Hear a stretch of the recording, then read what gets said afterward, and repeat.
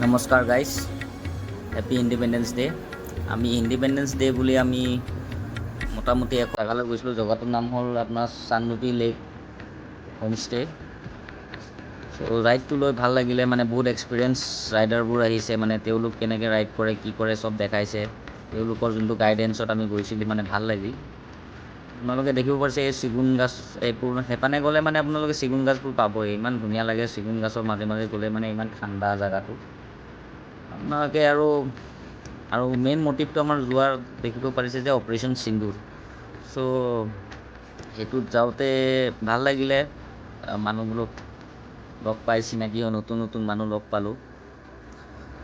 আৰু জেগাটো বাৰু ভালেই, আপোনাৰ গোটেই পকা ৰাস্তাই হয়, আপোনালোকে একো প্ৰব্লেম নাপায় যাওঁতে।